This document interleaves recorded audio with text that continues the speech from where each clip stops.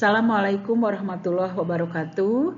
Pada kesempatan ini kita akan membahas tentang diagram wiring electrical indicator dan measurement. Di sini saya Tresnawati, SPD MMPD yang mengajar di SMK Negeri 12 Bandung. Tujuan pembelajaran yang pertama adalah menelaah rangkaian elektrik indikator dan elektrik measurement dengan penuh tanggung jawab. Yang kedua, menafsirkan prosedur pemasangan elektrik indikator dan elektrik measurement. Yang ketiga, menafsirkan operasi kerja. Yang keempat, menafsirkan prosedur pengujian wiring elektrik indikator dan elektrik measurement dengan teliti. Kemudian untuk sistem penilaiannya, untuk penilaian pengetahuan, maka akan dilakukan tes tertulis. Sedangkan untuk penilaian sikap, ini dilaksanakan melalui pengamatan selama proses pembelajaran berlangsung. Dan yang ketiga adalah penilaian keterampilan melalui praktek dan portofolio. Elektrik indikator dan measurement itu adalah salah satu cara untuk mengetahui besaran listrik DC, direct current, maupun AC, alternating current, seperti tegangan, arus, resistansi, daya, faktor kerja, frekuensi. Di mana kita perlu menggunakan alat ukur yang baik analog maupun yang digital. Untuk alat ukur yang analog, di mana penunjukannya menggunakan jarum atau dial dan kita membaca skalanya. Kini banyak juga dipakai alat ukur listrik digital, di mana hasilnya kita tinggal membaca pada layar berapa besaran dari alat-alat yang kita ukur. Misalkan untuk mengukur tegangan AC, mengukur arus listrik, mengukur tekanan, maka kita sebut alat itu adalah multimeter.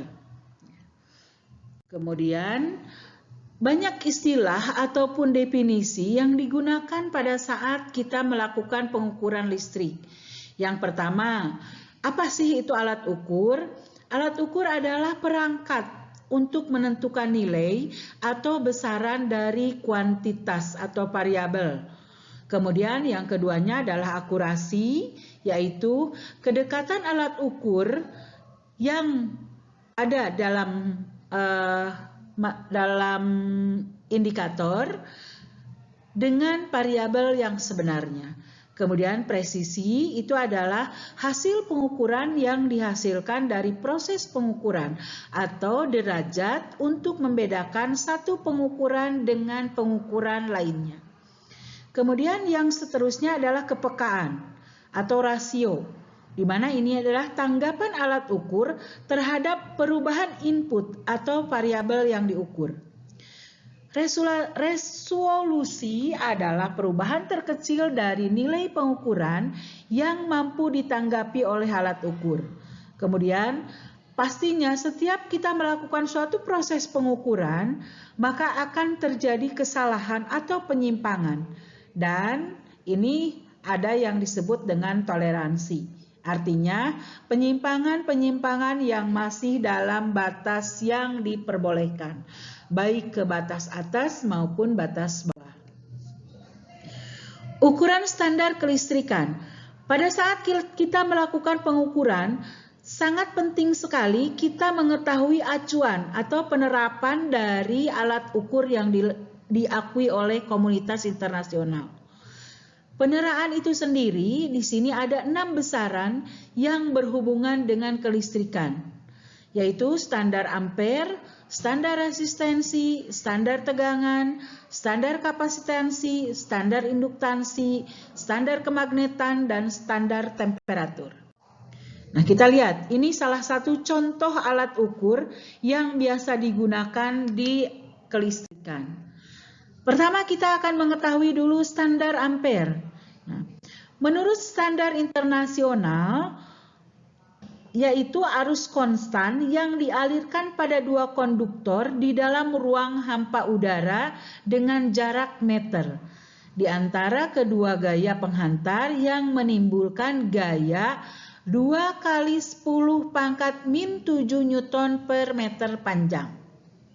Kemudian kalau standar resistensi ini adalah suatu standar di mana resistensi 1 ohm yang memiliki tahanan listrik tinggi dan koefisien temperatur rendah ditempatkan dalam tabung terisolasi yang menjaga dari perubahan temperatur atmosfer.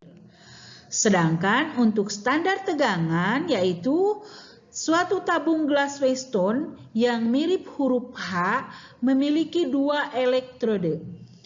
Tabung elektroda positif berisi elektrolit merkuri dan tabung elektroda negatif diisi elektrolit kadmium. Ditempatkan dalam suhu ruang di mana tegangan untuk elektroda Weston pada suhu 200 derajat Celcius sebesar 1158 volt. Standar kapasitansi. Menurut ketentuan standar internasional bahwa standar resistensi dan standar tegangan menggunakan sistem jembatan Maxwell, di mana diketahui resistensi dan frekuensi secara teliti akan diperoleh kapasitansi atau farad. Terima kasih, itu yang bisa Ibu sampaikan. Nanti untuk tugasnya atau baik tugas terstruktur ataupun tugas yang esai akan Ibu sampaikan melalui LKPD.